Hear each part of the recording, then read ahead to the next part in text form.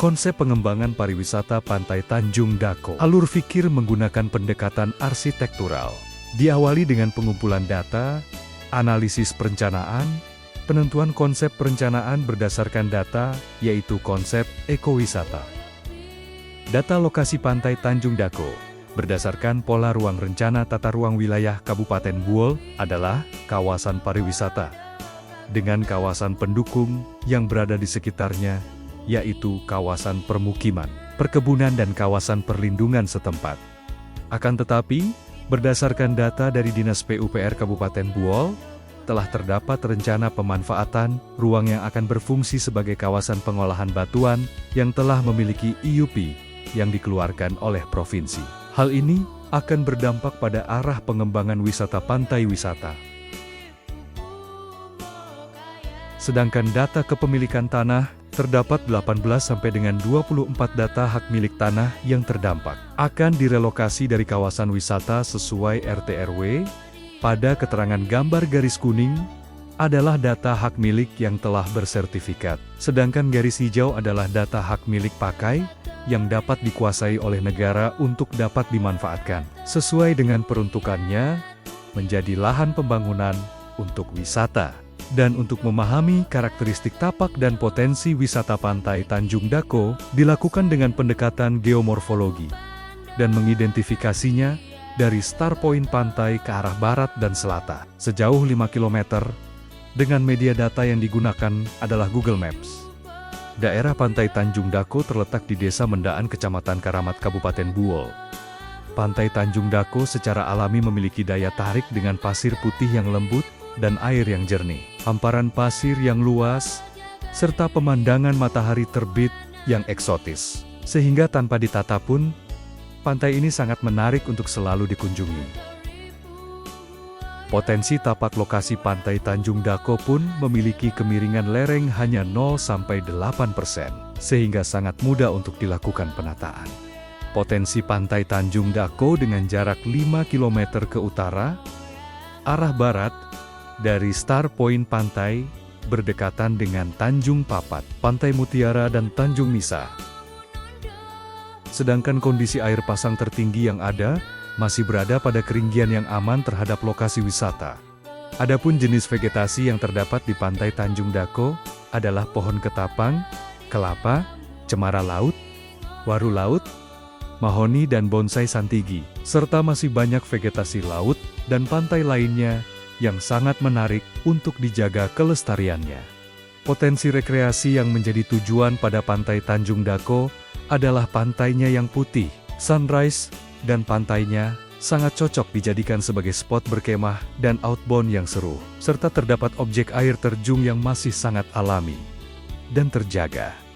Dari hasil pengamatan dan wawancara dengan warga, terdapat aktivitas pantai, yaitu 40% aktivitas rekreasi, 30% berkemah, 25% outbound, dan 5% aktivitas nelayan. Untuk menganalisis perilaku manusia dalam memanfaatkan fungsi Pantai Tanjung Dako, kami menggunakan pendekatan arsitektural. Melalui pengamatan berdasarkan place center mapping, agar diketahui area mana saja yang menjadi spot menarik pengunjung. Bentuk ruang perencanaan memiliki 3 bentuk geometri yang akan mempengaruhi bentuk pola penataan bangunan dan lingkungan. Dari bentuk yang tercipta ini, arah pola perencanaan pembangunan akan membentuk linier dan menyebar sepanjang garis pantai. Pada kondisi existing, Tanjung Dako belum memiliki penanda seperti pintu gerbang pada area masuk. Fasilitas lainnya yang ada, yaitu tempat ibadah yang dilengkapi toilet dan sumur, perumahan warga yang dilengkapi kios, serta gazebo non-permanen yang masih temporer. Pengelolaan wilayah pesisir bukan sekedar batas administrasi saja, tetapi diperlukan batasan-batasan ekologis, dan penetapan batasan ekologis diperlukan untuk menetapkan batas wilayah perencanaan, batas kawasan pesisir, keterpaduan pengelolaan, dan alokasi ruang proporsional.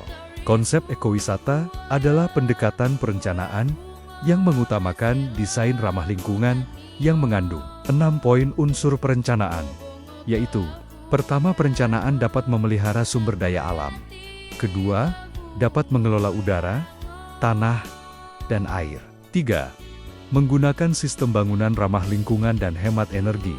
4. Menggunakan material lokal. 5. Mengurangi dampak negatif pada alam. 6. Meningkatkan penyerapan gas buang. Pembagian zona fungsi kawasan, yaitu terbagi 2 zona, fungsi umum atau publik, dan fungsi khusus atau privat. Dengan pembagian zona umum, diantaranya terdapat fasilitas pintu gerbang, area parkir, bangunan pengelola dan tempat ibadah. Sedangkan fungsi khusus yaitu pantai, gazebo, tower, fasilitas hiburan, belanja, toilet dan kamar mandi, serta fasilitas memancing dan nelayan. Mari kita melihat jenis wisata pantai lainnya di kota-kota wisata yang ada di Indonesia, seperti Pantai Tanjung Aan, Lombok, pantai dengan karakteristik geomorfologi, dan konsep yang sama dengan Pantai Tanjung Dako. Hal ini dapat dilihat pada kondisi alami pantai, yang dibiarkan beralaskan pasir pantai saja. Dan penggunaan material wisata juga menggunakan material lokal dan alami.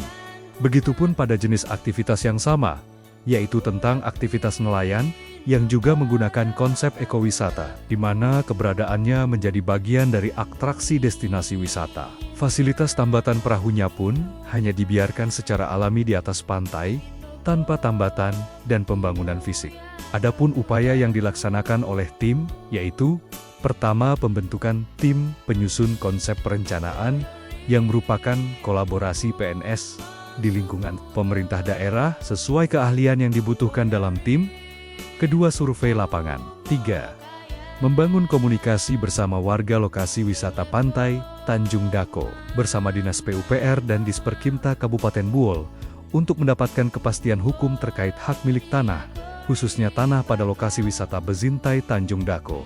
Sekian dan terima kasih atas perhatiannya.